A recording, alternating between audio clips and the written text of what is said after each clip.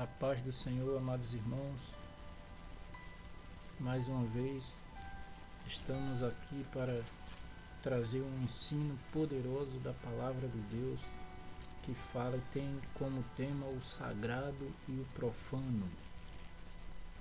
Vamos ler Apocalipse capítulo 3, de versículo 16.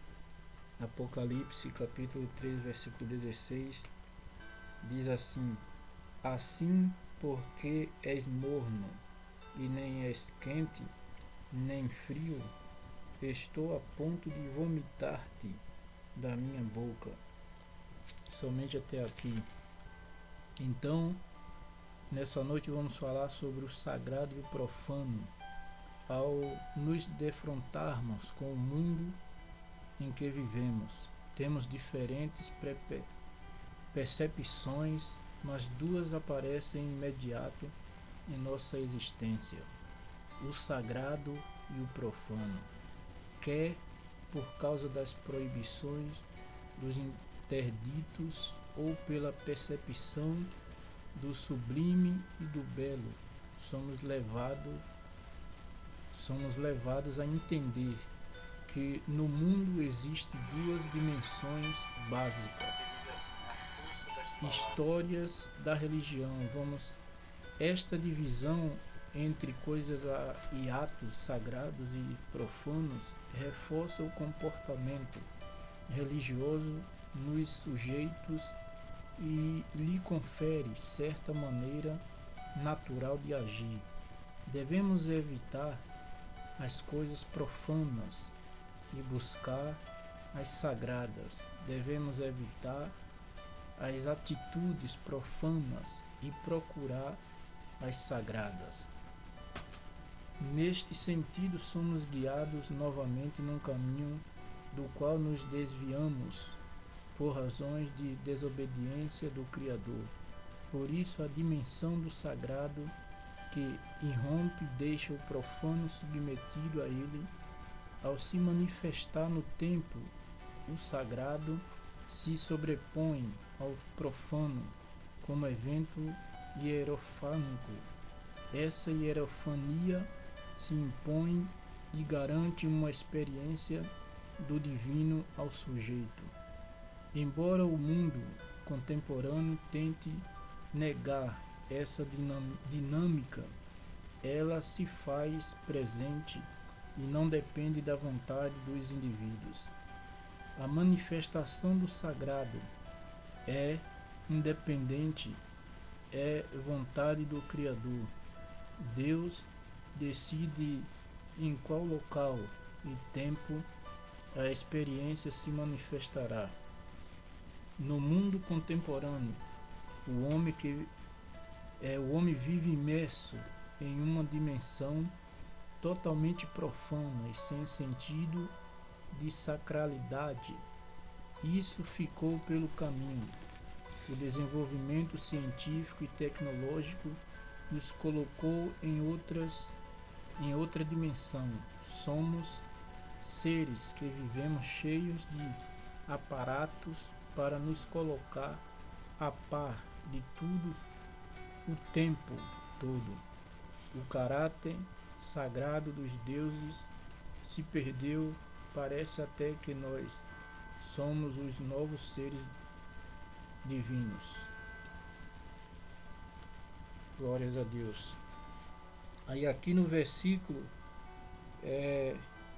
17 diz: Pois dizem, estou rico e abastado, e não preciso de coisa alguma, e nem sabes que tu és infiéis. Sim, miserável, pobre, cego e nu. Não cabe em nosso tema descrever a história da lenta dessacralização da morada humana.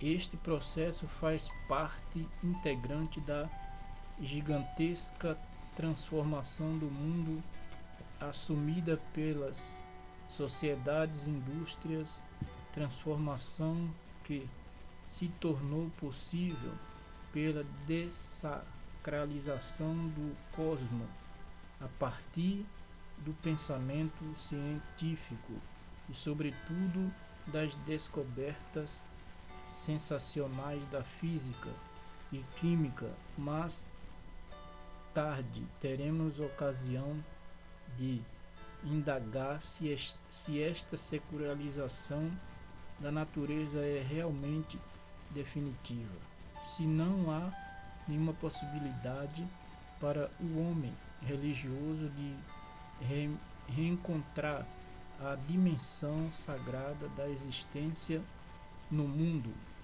mesmo imerso neste caráter profano da existência. Queremos reencontrar a sacralidade e deixar um pouco este mundo dessacralizado.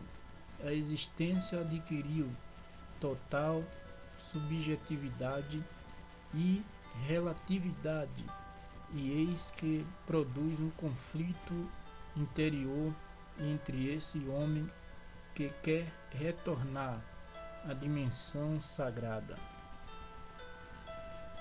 O desejo do homem de viver no sagrado equivale de fato ao seu desejo de se situar na realidade objetiva, de não se deixar paralisar pela relatividade sem fim das experiências puramente subjetivas, de viver em um mundo real e eficiente, não numa ilusão. A perspectiva de sagrado descrita por Eliade é descrita em um período de constante desenvolvimento da tecnologia do século XX.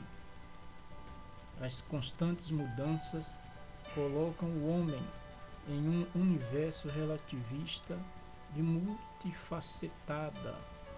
A religião é profundamente impactada por essa realidade. O conceito de sagrado possui uma ligação direta com o ético, o moral e a bondade.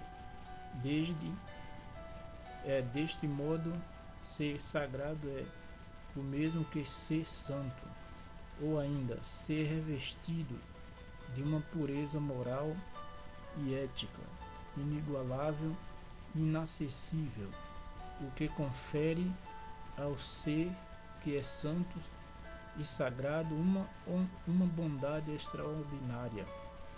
O sagrado contém em si elementos morais e éticos, mas não pode ser pura e simplesmente reduzido a estes.